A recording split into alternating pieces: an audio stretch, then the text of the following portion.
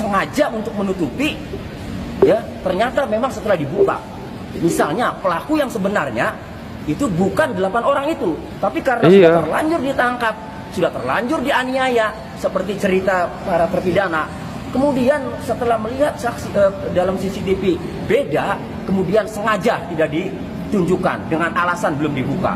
Oleh karenanya dalam kesempatan proses hukum penyidikan Peggy Setiawan ini, Bapak Kapolri ya harus melihat ya handphone 2 orang itu ya, Pina dan Eki, itu harus dibuka. Pak Kapolri harus melihat itu, bahwa itu belum dibuka, harus dibuka untuk mengetahui yang sebenarnya.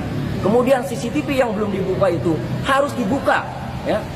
Pak Rudiana ini pasti tahu ya, karena dia yang waktu itu mengamankan 8 pelaku, termasuk handphonenya anaknya harusnya tahu. Itu harus selidiki. Itulah ya. Jadi tapi ada nggak sih Abang maksudnya alasan dari pihak kepolisian untuk tidak membuka hal itu? Abang dari kuasa hukum Peggy sendiri sudah mempertanyakan belum? Kenapa nggak dibuka CCTV atau kenapa nggak dibuka dari handphonenya gitu? Pernah bertanya seperti itu nggak kepada pihak Polda Jabar? Assalamualaikum. Halo guys, jumpa lagi dengan saya di channel ini. Lagi-lagi kita kali ini akan mereaksi atau membahas seputar kasus Pina Cirebon yang sangat viral dan marak diperbincangkan di berbagai sosial media. Dan kali ini saya menemukan video yang mungkin menurut saya sangat mengejutkan yang baru saya ketahui dari pernyataan pengacara Tony, yaitu selaku kuasa hukumnya Peggy Setiawan. Bagaimana pernyataan Pak Tony ini? Kita langsung ke videonya saja. Pengadilan tahun 2016 atas nama 8 terpidana itu ada 6 ponsel, ada 6 HP yang disita. Kemudian ada CCTV yang belum dibuka. 6 HP itu diantaranya milik Pina, ya, yaitu handphone Samsung warna putih, Galaxy V warna putih, Galaxy 5 warna putih. Nah, kenapa itu tidak dibuka? Dibuka, di-track karena menurut kakaknya Pina, ya, masa Mbak dibuka Mariana, ya? Pina itu ya handphonenya itu mempunyai Facebook, mempunyai Instagram, ada di dalamnya. Kemudian ada BBM pula. Kenapa tidak dilakukan pelacakan di situ? Artinya untuk mengetahui siapa sih yang lagi berurusan sama Pina, siapa sih yang lagi mengancam Pina, lagi dendam sama Pina, lagi suka sama Pina, dan seterusnya. Begitu juga handphonenya Eki Muhammad Rizky Rudiana. Kenapa tidak diselidiki juga bapaknya itu kan? Ya, Pak Rudiana, kenapa tidak diselidiki? Harusnya selidiki juga tuh ya. Ini siapa sih yang coba dicek, dilacak dari handphonenya anaknya itu? Barangkali ada ancaman dari temannya, barangkali ada permasalahan dengan temannya. Kan artinya begini, kalau mau menggali pelaku yang sebenarnya, dibuka itu 2 handphone, baik handphonenya Pina maupun handphonenya Eki. Kemudian CCTV, ya, itu dalam putusan pengadilan, Gugum Gumilar, ya, saksi dari anggota Polri, itu mengatakan bahwa saksi sudah mengecek CCTV di lokasi kejadian, namun belum dibuka. Ada apa belum dibuka? Apa? Lucu ya guys. Sudah dicek CCTV-nya, tapi belum dibuka. Gimana ceritanya itu ya guys? Mempunyai bukti CCTV tapi tidak dilihat. Gimana ceritanya? Bisa menangkap seseorang dengan mudahnya dengan tidak melihat bukti-buktinya. Ya kan guys? Apakah memang sengaja untuk menutupi, ya ternyata memang setelah dibuka, misalnya pelaku yang sebenarnya itu bukan 8 orang itu, tapi karena sudah terlanjur ditangkap, sudah terlanjur dianiaya seperti cerita para terpidana. Kemudian setelah melihat saksi dalam CCTV beda, kemudian sengaja tidak ditunjukkan dengan alasan belum dibuka. Oleh karenanya dalam kesempatan proses hukum penyidikan Peggy Setiawan ini, Bapak Kapolri ya harus melihat ya handphone 2 orang itu ya, Pina dan Eki, itu harus dibuka. Pak Kapolri harus melihat itu, bahwa itu belum dibuka, harus dibuka untuk mengetahui yang sebenarnya. Kemudian CCTV yang belum dibuka itu harus dibuka ya. Pak Rudiana ini pasti tahu ya, karena dia yang waktu itu mengamankan 8 pelaku, termasuk handphonenya anaknya harusnya tahu. Itu harus selidiki. Itulah ya. Jadi nanti dengan dikembalikannya berkas perkara oleh Kejaksaan Tinggi Jawa Barat kepada penyidik, ya, kami yakin ya tidak akan bisa melengkapi alat bukti ya, yang menjerat, yang sebagai petunjuk atau sebagai alat bukti ya, yang berkualitas menetapkan Peggy Setiawan ini sebagai tersangka.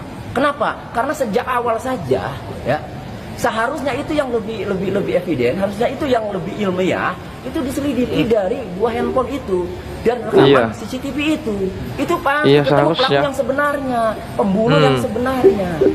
Gitu. Tapi ada nggak sih abang maksudnya alasan dari pihak kepolisian untuk tidak membuka hal itu? Abang dari kuasa hukum Peggy sendiri sudah mempertanyakan belum? Kenapa nggak dibuka CCTV atau kenapa nggak dibuka dari handphonenya gitu? Pernah bertanya seperti itu nggak kepada pihak Polda Jabar sendiri? Ya, makanya dalam kesempatan ini ya, kami meminta Bapak Kapolri agar membuka 2 handphone milik Kina dan Eki dalam riwayat percakapannya, riwayat media sosialnya, ya, chat-chatnya, ya, juga CCTV. Karena kalau kami menyampaikan kepada penyidik ini sudah terlanjur menangkap Peggy Setiawan, maka dia akan mencari dengan segala cara. Karena malu kalau nanti tidak jadi tersangka kan, nanti gagal di pra-peradilan, nanti gagal di persidangan, dia malu. Jadi mencari segala cara agar menguatkan tuduhannya bahwa Peggy Setiawan tersangka, karena udah terlanjur ditetapkan tersangka, karena udah terlanjur diumumkan, karena udah terlanjur ngotot, sehingga masukan-masukan yang sifatnya meringankan Peggy Setiawan dijamin tidak akan diterima. Lalu siapa yang harus bertindak dalam hal ini? Bapak Kapolri. Saya masih ada harapan sama Bapak Kapolri, Pak Jenderal Listio Sigit Prabowo, masih ada harapan. Bapak Kapolri orang baik, orang jujur. Jangan sampai ya Bapak Kapolri, Bapak Kabareskrim ya kemudian mengikuti iramanya Rudiana yang sudah inkrah putusannya tetapi diragukan saat itu proses hukumnya. Jangan sampai mengikuti alur itu gara-gara sudah inkrah, malu kalau kemudian terungkap pelaku yang sebenarnya, gara-gara sudah jadi tersangka diumumkan Peggy Setiawan, nanti malu kalau memang Peggy Setiawan itu bukan pelaku. Maka kapan lagi membenahi Polri? Kami masih punya harapan. Lihat komentar netizen hampir 99% ini negatif kepada Polri. Ini saatnya Bapak Kapolri ya membenahi, mengusut, memeriksa dari hulu ya penyidikan yang dilakukan oleh oknum-oknum penyidik pada tahun 2016 itu. Kalau tidak mengedepankan scientific crime investigation atau scientific evidence ya, maka kami kasih tahu ada handphone loh disita. Itu tertuang dalam putusan pengadilan. Kenapa tidak dibuka CCTV? Kenapa tidak dibuka? Lalu kalau kemudian CCTV handphone itu tidak dibuka, buat apa disita? Untuk menunjukkan apa handphone itu disita? Tidak ada di situ dalam putusan pengadilan itu. Dari handphone itu menunjukin tidak ada. Coba buat apa disita handphone? Ya, agak aneh aja ya guys. Mendapatkan bukti 6 HP dan juga CCTV, tetapi para penyidik dengan seenaknya menangkap pelaku dengan tanpa melihat atau mencek HP dan juga CCTV. Ini menurut saya agak aneh. Jadi Pak Tony meminta kepada Bapak Kapolri untuk segera mencek dan memeriksa HP Pina dan juga Eki beserta CCTV untuk membuktikan kebenaran siapa pelaku sesungguhnya dalam kasus Pina Cirebon ini. Bagaimana guys menurut Anda semuanya? Agak masuk akal nggak? Mempunyai bukti, sudah mendapatkan bukti 2 HP dan juga CCTV. Tetapi mereka mengatakan HP dan CCTV itu belum dibuka. Kan agak aneh dan janggal, ya kan? Betul nggak guys?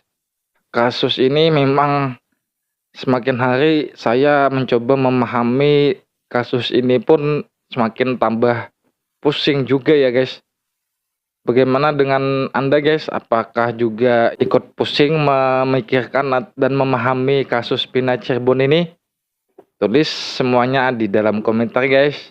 Nah mungkin cukup sampai di sini dulu video seputar kasus Pina Cirebon.